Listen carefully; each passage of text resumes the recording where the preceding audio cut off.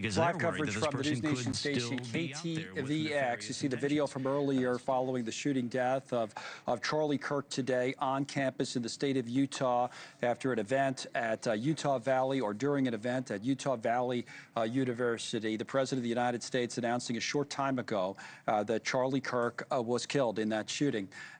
Let's talk about this. I'm Connell McShane in New York. The information was being reported by KTVX about whether or not there's a suspect in custody or still in the loose or on the loose is obviously still up in the air. And you could hear that in the reporter's indecision there from what's being told to him by probably members of the local police department, and what's being reported by, as the anchor in studio said, some of the federal authorities and others that are on the scene. Here's the bottom line. We've been told by the president that Charlie Kirk is dead, that he died this afternoon after the shooting. We do not know for certain at this hour whether the suspect is in custody. I have my NewsNation colleagues, Leland Vittert, Chris Starwell, Geraldo Rivera with us, but also Arif Halaby, formerly the LAPD talk show host who knew Charlie Kirk. And what would you add to all that in terms of the suspect, Arif, before we bring in my colleagues?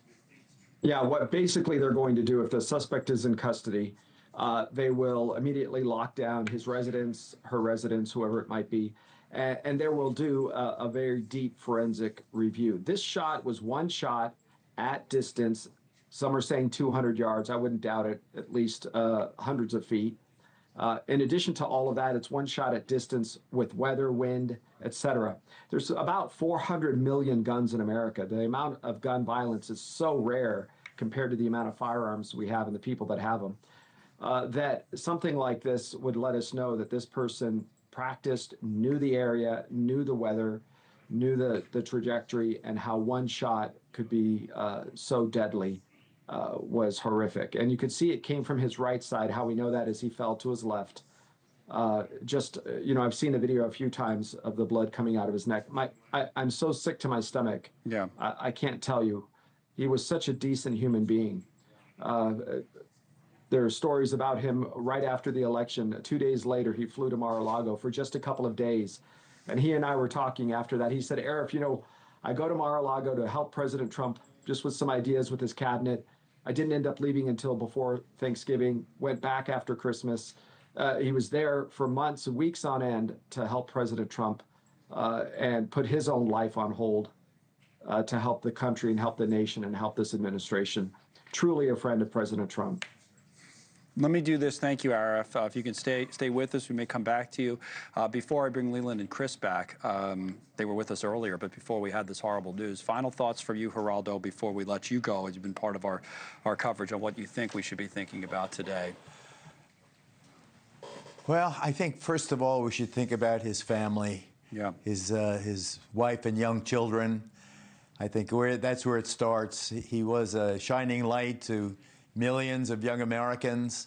He inspired them to get involved in the political process. The crowd that convened to listen to him today is a tribute to his appeal to these young people, to these college-age young people. His politics should not be the issue right now. What should be the issue is, let's catch the devil that did this.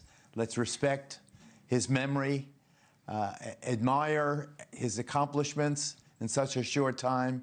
He will be remembered.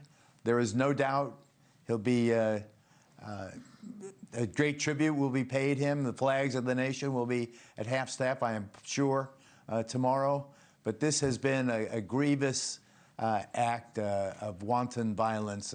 This is a despicable murder that could have no possible justification other than a bloodthirsty arrogance. Yeah, a day ahead of, it's been mentioned a couple of times already today, the anniversary of the 9/11 attacks, which will be observed tomorrow. And What a terrible day. Geraldo, thanks for all the time. As always, we'll talk to you as we do every day. I want to bring both Leland and Chris back. Chris Starwold, our political editor, was with us earlier, as was Leland Vittert, but that was before, guys, we knew of the terrible news we now know, as reported by the president, that Charlie Kirk has died. Thank you for watching. Subscribe below and download our NewsNation app right now on your phone, and you will get fact-based, unbiased news for all Americans.